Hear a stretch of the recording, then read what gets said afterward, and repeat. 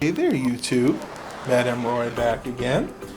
I'm back to you with another thrift store pickups.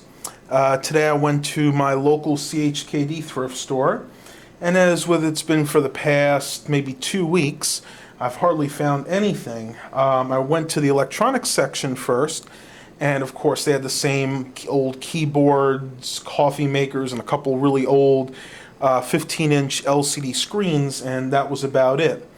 So I went over to where they have the miscellaneous items, and I was going through a bunch of old photo albums, some old scrapbooking material, and right tucked away in a corner, I came across this item. For those of you who haven't guessed it, this is the myGOtv. It's a 3.5-inch LCD pocket digital TV. Now, back in 2012, when they had the digital changeover from analog TV to digital TV, as most of you guys probably have already noticed, a lot of these older TVs became obsolete and unusable because they only picked up the NTSC band, which is the over-the-air, like the UHF and the VHF channels. Whereas this one will actually do both. This is from right around 2009. As you can see, it says great for emergencies. I can tell this was actually branded not really for something you'd use every day, but something like if we had a hurricane and there was no power, you could still get your over-the-air antenna TV with this device. It uses 4 AA batteries, and let's get you guys in a little closer there. It says, bring along your favorite live programming wherever you go. And on the side here, it just says sports, news. It gives you different things you could watch with it. And on the back here, it's kind of interesting. On the back, you can see it gives you the different features. It says a 3.5-inch bright color LCD, which I admit is absolutely beautiful for a, let's admit it, a cheaper TV. Free over-air DTV and NTSC FS channels, in other words, channel 2 to 69, which as of 2012 is no longer available. Fully compliant with ATSC standards. Advanced digital and analog TV closed caption. I've actually haven't worked with that yet because nobody in my house is hard of hearing, but that's a nice touch for people that would have a hard time hearing it, because the internal speaker, although it is technically Dolby Digital, leaves a little bit to be desired. It's loud, but it can get tinny at times. Monopole DTV antenna embedded. Again, uses 4 AA batteries, smart power management. Modern and stylish. Of course, they always have to put that in to sell it easier. Easy to use and trendy on-screen display menu, which I must admit is a very good quality for this, for a cheaper device. And of course, English, Spanish menus. And for those of you that are interested, this is manufactured, see if I can get you in there, by the,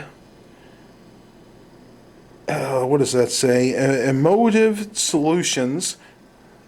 It's very hard to read that text.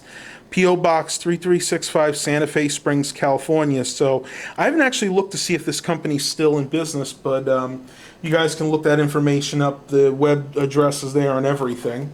So let's go ahead and open this up and see what we got. It has been used, as you can tell. It looks like the manual has gotten wet on more than one occasion. It just gives you the basics on how to use it. It shows you the menu and how to set everything up, but still very useful.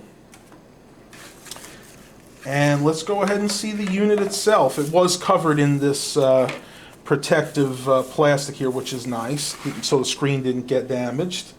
And here it is. This is the device itself. As you can see on here, we have your basic controls. We have power. That's your volume up. I'm sorry, channel up. This is volume up, volume down, which are two side buttons. This is channel down, and way down here is your power button. Over on this side we have, and this was actually funny, when I first got it I could not figure out what that was. I kind of put my finger behind it, and sure enough, that's your little pull-out antenna. So basically, you pull that out, and that'll help you get reception. So again, nice touch. This is not the highest quality antenna, so I'm definitely going to be easy on it. It definitely feels like it could break fairly easily. So we'll go ahead and just leave that out till we're ready to display it. Over on this side, we have a blank, something that was obviously not used in this particular model. Headphones out. Nothing on the bottom except just some information there. On this side we have an optional DC 5 volt, if you guys can read that, 1 amp power input.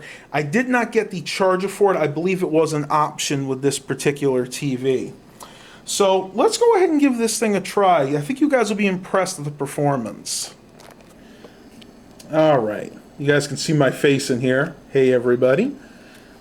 We'll go ahead and turn it on, which is this switch on the back here. Before I show you that, I figure I'll just show you guys the battery compartment. It takes 4 AA batteries. Of course, I'm using alkaline for a high drain device like this. Very easy to put in and take out. We'll go ahead and turn it on. And for copyright reasons, I'm not actually going to play a station for too long. Yes, well, because the dog was our first kid. Yes. But interestingly enough, she has taken on... You had your first accident. Now you have to make your first claim. Constipation. For more information, call 6... The clown from hell. You're Jimmy Stewart, and I'm Clarence.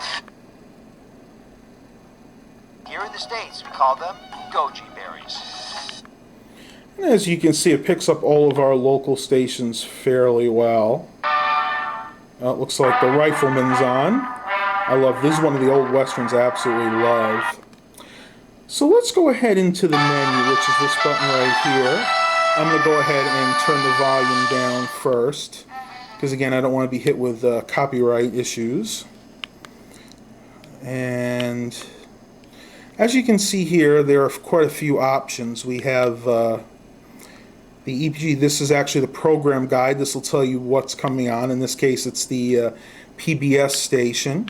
Use the channel up and down to select what you want to see on this menu, as is with the rest of the menu functions. Next, we have the channel edit. This actually lets you add and delete channels manually, which is nice if you have a channel you really don't watch and you don't want it to just kind of clutter up your program list. As you can see, we have quite a few here. It told me when I did the channel scan that we actually have 30 over-the-air channels in this area. I'm actually very surprised. Didn't think we actually had that many. Next we have the, go back up here. Next we have the channel hop. This will actually, it's like a quick search for different channels. So let's say you want to quickly go to QVC, you can select that and then hit the enter button, and that'll bring you to QVC. Let's see what else we got here. Got the channel edit, and lastly here we have is the functions. This will let you choose things like an analog or a digital tuner. In this case, it has to be digital now. Your brightness, how bright you want the screen. You can even choose the aspect ratio. You can, for channels that broadcast in 4:3, you can choose 4:3. 16:9 for the more modern HD channels or the widescreen shows. And of course you can zoom in. You can choose the audio. You can do English, Spanish, or French. In this case, the only optional audio is English. If there was another option, it would show you that. Sound, since this is a stereo device, you could choose stereo, left and right. Audio enhanced, I didn't actually try this. This is most likely like a bass boost. So if you have a hard time hearing it in, say, a area where there's a lot of people talking, you can turn that function on. All the 5 or 6 different closed captioning options. There's even an option for max battery where it'll turn things like the brightness and how loud it can go down. That way you can save on battery life. You can change your menus on here, English or Spanish. Menu, I'm not sure what that is. Time zone, you can change the time zone. In this case, we're in the Eastern time zone. And key options, you change things like the brightness, the aspect ratio. This is kind of like a quick launch menu. And menu edit. And then, of course, last but not least is factory reset, which will bring all the options back to the way it was when it came from the factory. So that's it, guys. This has been a quick review of the myGOtv. Hope you guys enjoyed this. Please remember to like and subscribe. And as always, have a blessed day, everybody.